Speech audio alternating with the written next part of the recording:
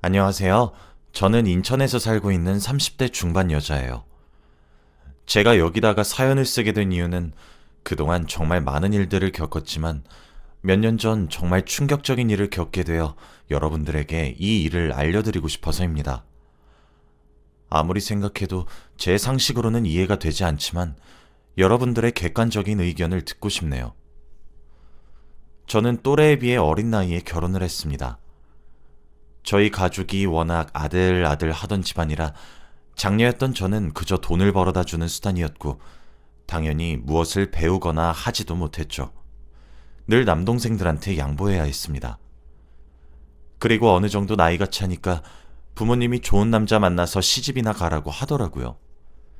그러면서 저한테 이제 남동생들도 덩치가 커지니 얼른 집에서 방을 빼라는 무언의 압박을 했습니다. 동생들이 어렸을 때에는 제가 돈을 벌면 그 돈으로 동생들 학비를 대거나 예쁜 옷을 사주었는데 이제 동생들이 대학교도 진학하고 하나둘씩 커지니까 스스로 돈을 벌기 시작했고 저는 이제 필요가 없어진 거죠. 가족 전부가 저에게 눈치를 주었고 항의할 틈도 없이 집에서 방을 빼야 했습니다. 제 방은 남동생들의 옷방으로 사용했습니다. 그 당시 저는 20대 초반이었고 부모님이 소개시켜준 남자와 결혼을 하게 되었습니다. 그 집은 저희 집보다 훨씬 더 경제적으로 풍요로운 집안이었고 부모님은 2마리 토끼를 다 잡으신 거죠. 제가 집을 나갔고 돈 많은 사돈이 생긴 거니까요.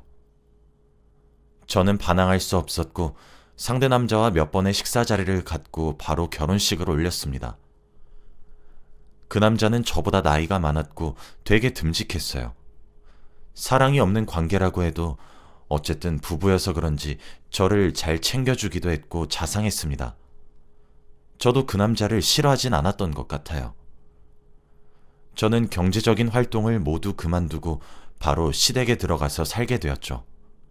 그런데 저의 고생은 여기서부터 시작이었습니다. 평생 동안 일만 하다가 동생들 뒷바라지만 한 게 제 인생의 마지막 고통이라고 생각했어요. 그런데 그게 아니었습니다. 시댁살이가 기다리고 있었거든요. 정말 드라마에서만 보던 텃세 부리는 시어머니와 괴롭히는 시누이까지 정말 힘들었습니다.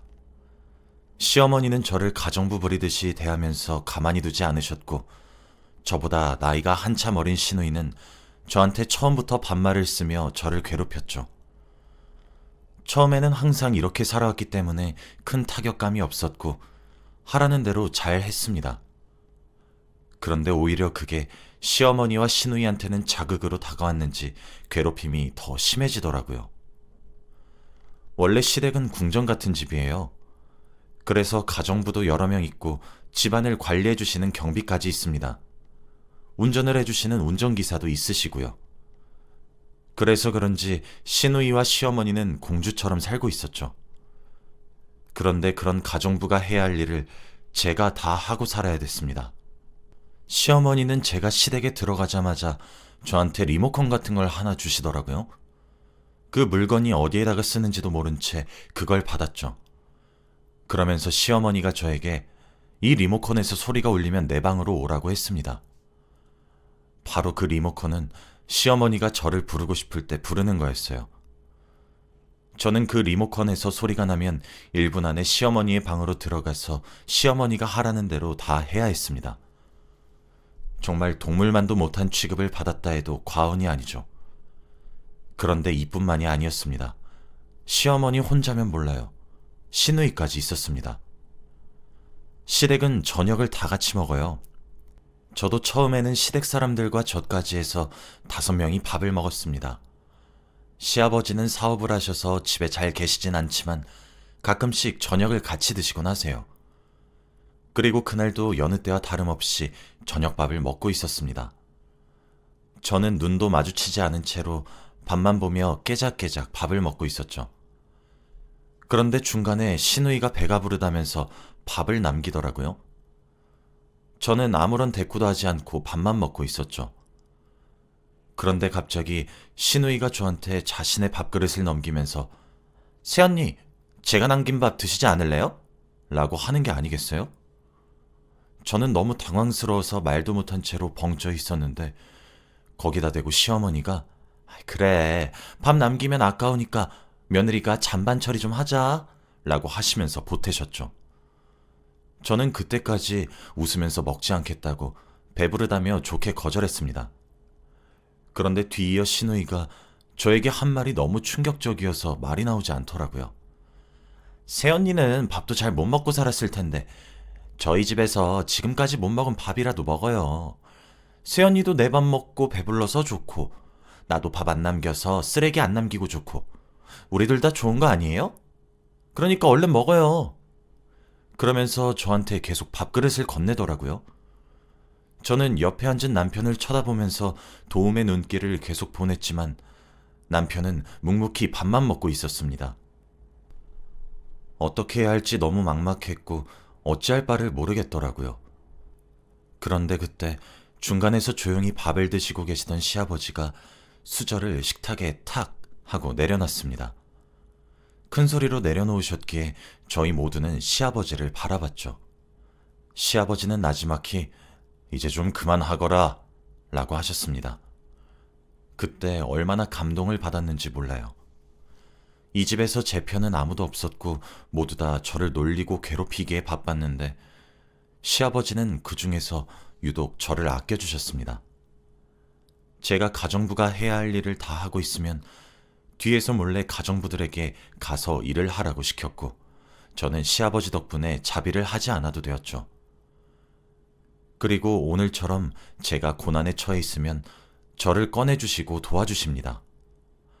아마 시아버지가 안 계셨다면 이 집에서 살아남지 못했을 거예요. 다들 이쯤 되면 왜 이혼을 하지 않고 그 집에서 살고 있는지 궁금해 하실 겁니다. 제가 이렇게 괴롭힘을 당했을 때 당연히 남편한테 도움을 청해보기도 했습니다. 그런데 그럴 때마다 남편은 "다 너랑 친해지고 싶어서 그런 거야 라고 하면서 말을 돌렸고 시간이 지날수록 귀찮아하면서 "네 일은 네가 알아서 해 라고 했어요. 남편은 저와 자기 가족 사이에 끼어서 사이가 나빠지기 싫다고 저보고 해결하라고 했습니다. 애초부터 사랑이 없는 결혼이었기 때문인지 남편은 제 편을 들어주지 않았죠. 솔직히 저도 이혼 생각이 없었던 건 아닙니다. 이 집에서 살게 되면서 친정에서 일을 하면서 살았을 때보다 더 힘들고 괴로웠거든요. 저는 시댁에서 나가지도 못하는 상황이었고 친구들과 연락할 틈도 없이 시어머니가 부르셨기에 아무에게도 제가 당하고 있는 일을 말하지 못했습니다. 제 사생활은 더더욱 없었고 개인 시간도 없었죠. 그런데 제가 이혼을 하지 못했던 이유는 친정도 저를 반기지 않기 때문입니다. 저희 부모님은 처음에 말했다시피 아들바라기세요. 그래서 저 같은 딸은 거의 없다고 생각하시면서 살아가십니다. 주위 친구들한테도 아들밖에 없다고 말할 정도죠. 이혼을 하고 나서 제가 갈 곳이 없었기에 이혼을 할 수 없었어요. 정말 바보 같은 말이라고 생각하실 수도 있지만 그 당시에 저는 이런 생각을 하고 있었습니다. 저는 어렸을 때부터 돈이 되는 일이면 닥치는 대로 했기 때문에 배운 건 아무것도 없었고 대학교 졸업장 하나 없었기에 일을 다시 시작할 수 없었어요. 그리고 친정집에 간다고 해도 이미 제 방은 남동생들 물건으로 가득 찼고 저를 반길 사람은 아무도 없었기에 친정으로 갈 수도 없었죠.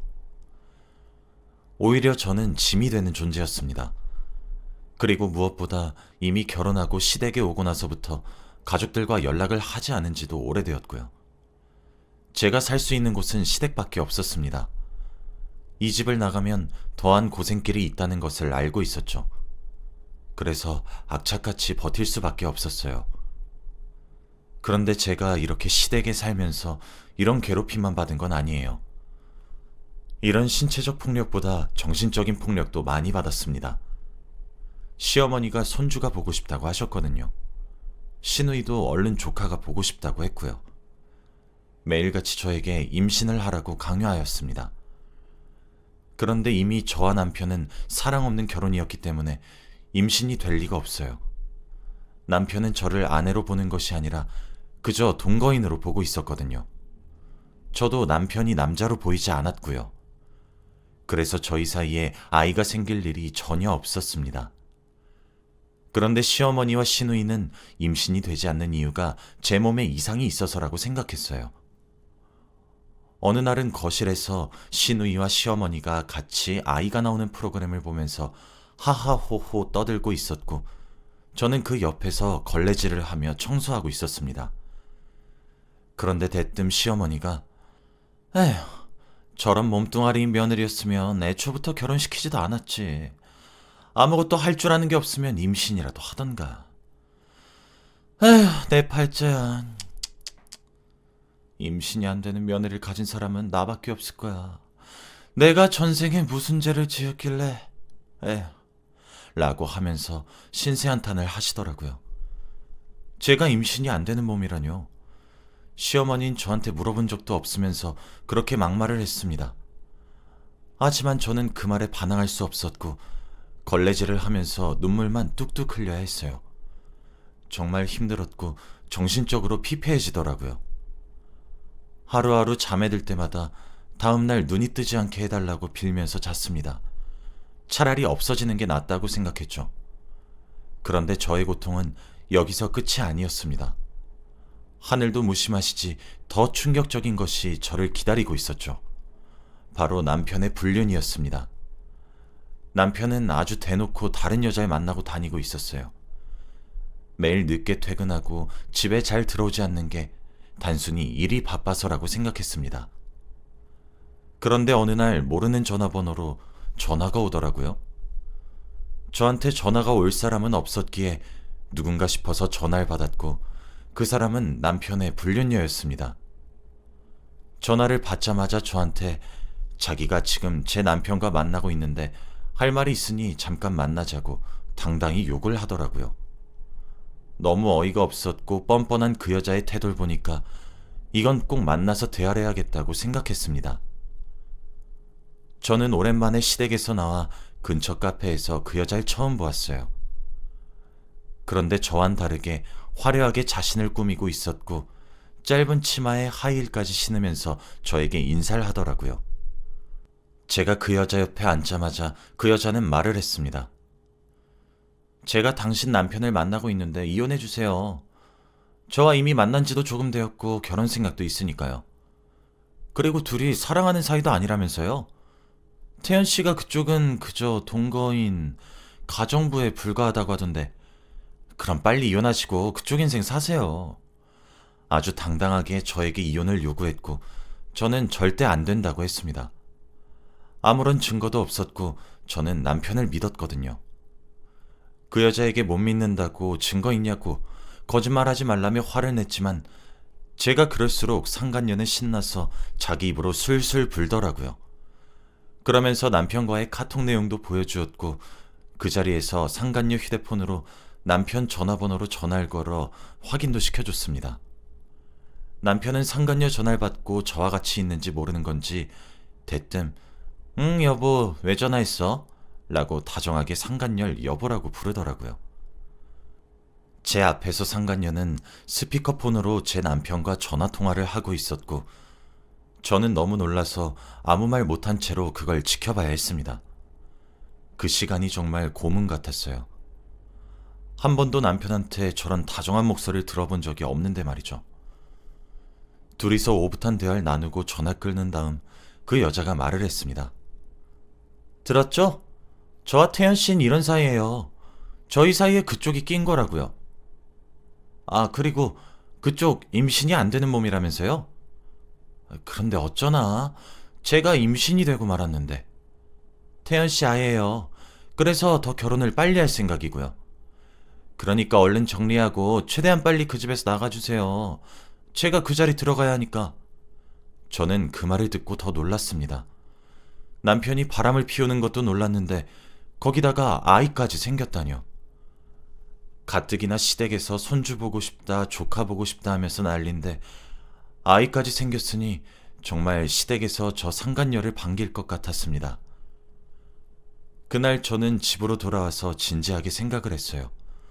이혼을 해야 할지 말아야 할지 말입니다. 마음속으로는 이혼을 하라고 외치지만 저는 이혼을 해주기 싫었어요. 그럼 상간녀랑 남편만 좋은 꼴이잖아요. 저와 이혼하고 이 집에서 그 여자와 아이를 낳고 행복하게 살 생각을 하니까 치가 떨렸습니다. 그래서 이혼을 해주지 않기로 결심했어요. 상간녀는 매일같이 저에게 연락을 하면서 이혼을 하라고 했고 저한테 이혼 서류까지 보내기도 했습니다. 저는 절대 이혼을 해주지 않겠다고 고집을 피웠죠. 그런데 이런 사실을 남편 귀에도 들어갔는지 남편도 저한테 이혼을 해달라고 요구하기 시작했습니다. 제가 늘 한 귀로 듣고 한 귀로 흘리면서 남편이 이혼해달라는 걸 회피하고 있었어요. 그런데 남편은 제 모습에 화가 났는지 생애 처음으로 저한테 막말을 하기 시작했습니다. 야, 넌 자존심도 없냐? 내가 너 말고 다른 여자 좋아한다고. 넌 여자로 안 보인다고. 솔직히 나 같은 남자가 너 같은 여자를 여자로 봐줄 거란 생각도 큰 착각인 거 알지? 너 내 여자친구 봤지? 너랑 다르게 화려하고 자기 관리하는 거. 넌 절대 여자로 안 보이고 너랑 평생 같이 살 생각만 하면 숨이 턱 막히니까 제발 떨어지라고. 너 이 집에서 잘 먹고 잘 살려고 나랑 결혼한 거 알거든? 이제 많이 받아 먹었으니까 이제 너 스스로 좀 살아. 너랑 같이 살기 싫다 나는. 저한테 한 번도 언성을 높인 적이 없었던 사람인데 처음으로 저한테 막말을 했습니다. 저는 그 말을 듣는데 한마디도 할 수 없었어요. 매일같이 저는 혼자 남편이 그 여자를 좋아하지 않는다고 세뇌하면서 살았습니다. 그런데 남편 입으로 그 여자에 대한 말을 들으니까 한 번에 알겠더라고요. 이 남자가 그 여자를 진심으로 좋아한다는 사실을 말이죠. 남편은 저에게 그렇게 쏘아붙이고 한마디도 하지 않았습니다. 저와 남편 사이의 거리는 더 멀어졌고 아무런 대화를 나누지 않은 게 일주일이 지났어요. 저는 여전히 집에서 식모살이를 하고 있었고 시누이와 시어머니의 괴롭힘에 힘들어하고 있었죠. 그런데 그날 시어머니가 유난히 기분이 좋아 보이시더라고요. 그러면서 오늘 손님이 오니까 집안을 평소보다 더 깨끗이 청소하라고 했습니다. 저는 하라는 대로 열심히 청소했고 손님을 맞이했죠. 그런데 그 손님은 바로 상간녀 부모님이었습니다. 그 옆에는 상간녀가 있었고 저를 보고 씩 웃더라고요. 상간녀 부모님과 시어머니는 정답게 인사를 나누었고 같이 식탁에 앉아 도란도란 이야기를 나누었죠. 벌써부터 시어머니는 그 집안을 사돈이라고 칭했습니다. 아유, 사돈, 뱃속의 아이가 벌써부터 보고 싶네요. 얼른 결혼식 올립시다. 날은 언제로 잡을까요? 시어머니는 임신한 상간녀를 이미 며느리로 모셨고 그 옆에 서 있는 저는 그저 가정부에 불과했죠. 그리고 그 상간녀 부모님도 제가 며느리인 줄 몰랐습니다.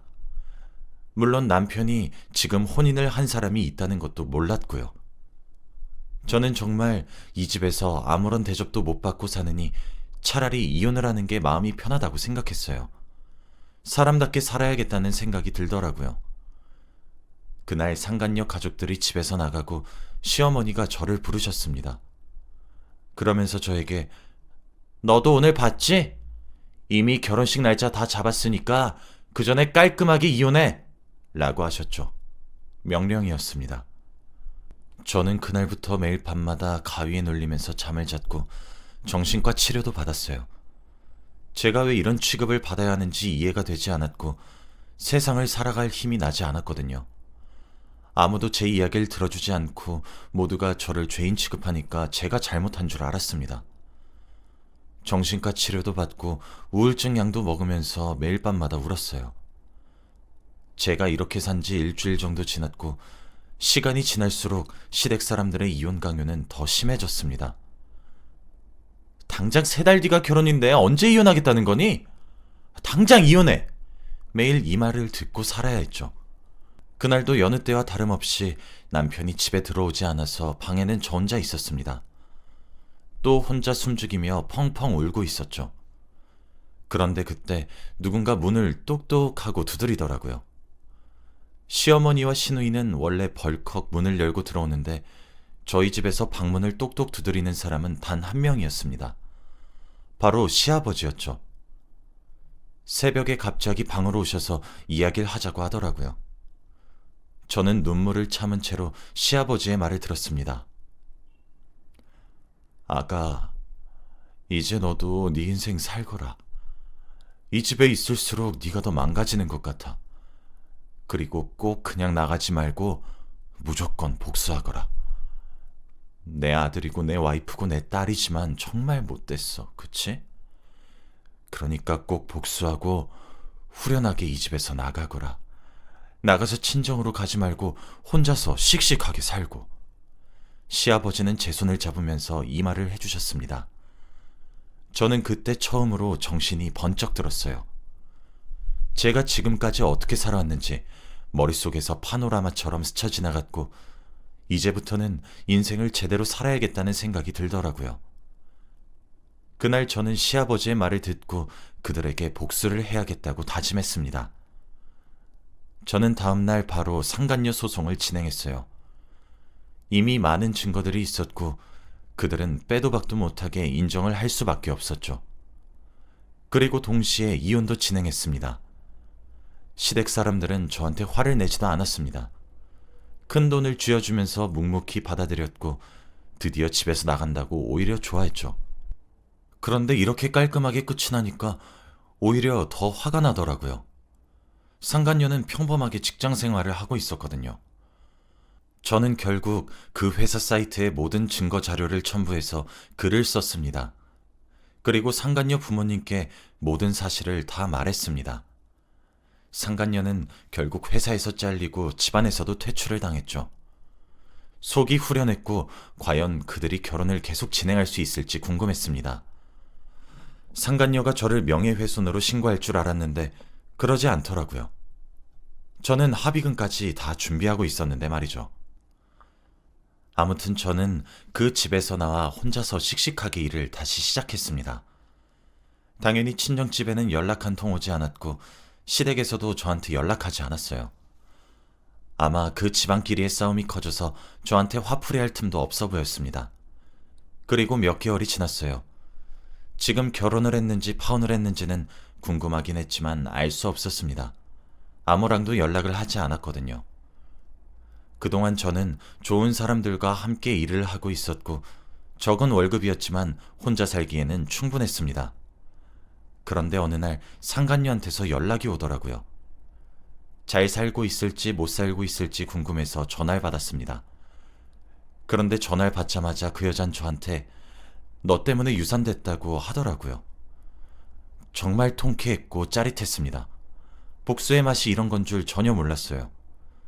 임신 하나 때문에 시댁에서 그 여자를 받아줬다고 해도 무방한데 과연 유산을 했어도 시댁에서 받아줄까요? 저는 그 말을 듣고 바로 상간녀 전화를 끊은 채 혼자 기뻐했습니다. 그 집안이 드디어 풍비박산이 났을 생각이 하니까 좋았거든요. 그리고 얼마 뒤 전 남편이 저를 찾아왔습니다. 양심 없이 다시 합쳐달라고 말이죠. 그러면서 저한테 이때까지 있었던 일을 술술 다 말했습니다. 들어보니 이미 제가 복수를 하고 나서 상간녀 집에서 파혼을 하자고 했고 상간녀는 주위 사람들한테 욕을 너무 많이 먹어서 스트레스 때문에 유산이 되었다고 합니다. 유산이 되니 시댁에서도 굳이 결혼을 시킬 이유가 없었고 결국 결혼은 무산됐대요. 지금 시아버지는 편찮으셔서 생사를 오가고 있다고 합니다. 저는 다른 건 다 관심 없었는데 시아버지 이야기를 듣고 놀랐어요. 제가 이렇게 그들한테 복수할 수 있었던 것도 시아버지였는데 제가 진작에 시아버지를 찾아뵙지 못했습니다. 그리고 얼마 뒤 시아버지를 찾아뵙지만 이미 그땐 늦었어요. 이미 생을 마감하신 뒤였죠.